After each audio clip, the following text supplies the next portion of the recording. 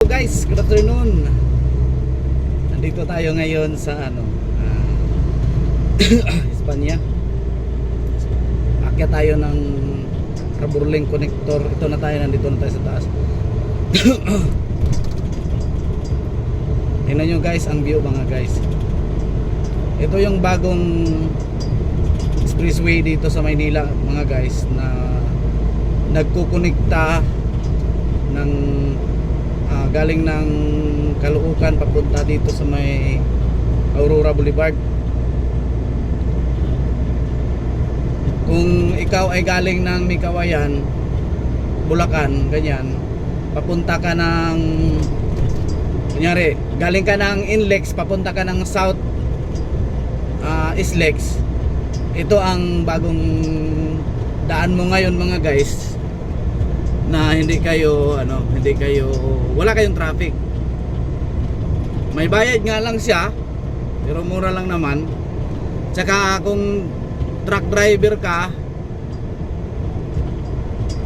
ay mas maganda dito ka na lang dumaan kaysa madali pa yung, kung trailer ka, madali pa yung yung mga 7 ways mo pagdating mo doon sa Road 10 o kung saan ka man dadaan sa ilalim ng basta hindi sa expressway. Maraming magnanakaw, lalo pag traffic. Dito wala talagang magnanakaw dito mga guys. Iwas na tayo sa traffic, iwas pa tayo sa magnanakaw, kasi yun lang naman yung kalaban natin mga guys yung mga magnanakaw sa sa lansangan, yung mga jumper kung tawagin. Shout out pala ako dyan mga guys sa mga tanker driver na bumibiyahe kahit may bagyo ngayon. Salamat sa Panginoon ay ngayon ay na, medyo wala nang bagyo mga guys, wala na. So ayan mga guys, papasok na tayo guys dito sa may toll gate nila. Yan ito may access din dito guys, papuntang, halimbawa kay papunta ka ng ng Fifth Avenue o C3, access din to dito guys, madali lang din ang daan. Dito lang ang daan mga guys, maluwag na. Bukod sa maluwag, pa siya, dire-diretso, tuloy-tuloy lang yung takbo mo mga guys. Ayan, vertical pa tayo ng trailer, masikip doon sa kabila, dito doon siya dumaan. Ito guys, napakaluwag dito. Ibig yung sabihin na walang ka-traffic, maluwag siya sa traffic. Hindi naman siya masyadong malapad yung daan. Lang siya guys, 2 lanes lang siya. 2 lanes papunta doon at 2 lanes din dito pabalik. Ayan guys, so tingnan nyo guys. Ito yung sinasabi ko sa inyo dati, na napakagandang proyekto ng gobyerno na naisipan na ganito. Pero sa San Miguel yata itong San Miguel pa rin to Ayan guys, ito yung bagong expressway ngayon dito. Although matagal na to, pero ngayon ko lang papakita sa inyo.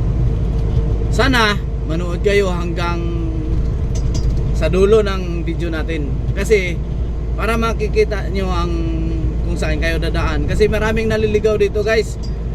Yung ibang yung hindi pa nakakadaan dito, malayo ang U-turn dito pagka naligaw ka. Kaya ituturo ko sa inyo ngayon ang daan mga guys.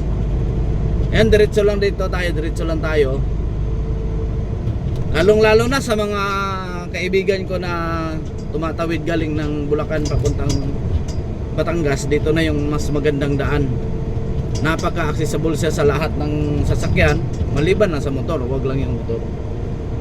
Ay kung 400cc yung motor mo, pwede.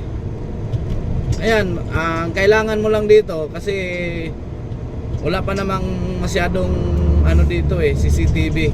Basta mag-ingat-ingat ka lang sa truck lane. Itong bandang kanan mga guys, yan yung daan ng truck, at saka yung sa kaliwa naman, yan yung daanan ng mga kotse. Bawal tayong magbabad dyan sa kaliwa guys, kasi may nanguhuli dito. At saka yung bawal din tayong lumagpas sa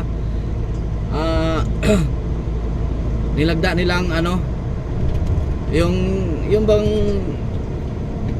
yung binigay nila na speed limit dito 60 lang ang sa mga truck. Huwag ka ring bumaba sa 60 mga guys, kasi ano din, sinisita ka rin nila. Nasita na rin ako dito eh. Ayan guys, oh. Kasi pagka ano kasi daw, yung mata traffic pagka mabagal, kasi 2 lanes lang nga lang to. Ayan guys, yung sinasabi ko sa inyong C3, yung kung pag bandang kaliwa kayo dyan, kung galing kayo ng Aurora Boulevard, Nagtahan, punta kayong C3, sandali na lang, madali nang daan nyo mga guys. Hindi na kayo dadaan doon sa Bonifacio. Ayan, liliko na kayo dyan sa may kanan kung kayo papunta ng C3 o Fifth Avenue. Yan o, kanan dyan. Pag diniretso mo ito mga guys, pag dumiretso ka rito, ang susunod na ano sa'yo ay papunta ka ng Road 10. Road 10 papuntang Pier, kakaliwa ka. Pero pag diniretso mo ito, diretso talaga, wag ka nang, kasi ito, exit yun ng C3. Yung sinasabi ko sa inyong una, exit ng C3 yun. Ito naman, bandang kanan mga guys dyan, yan ang papuntang Road 10. Sa may papuntang Pier, ganyan. Papuntang Luneta, pwede din dyan kasi karugtong lang naman yun eh. Yan ang pinakaano, kasi yan yung landmark dito. Ngayon pagka kumaliwa ka, yan na oh. Pag kumaliwa ka dyan, ang punta mo dyan ay Inlex, papuntang Bulacan. Yun, pinakamalap ano, Valenzuela, Bulacan yan. Tapos dito guys, pagka ano, malayo ang U-turn dito pag naligaw ka. Kaya ingat-ingatan nyo dyan, kasi ito yung sinasabi ko sa yung pinakamataas na tulay dito.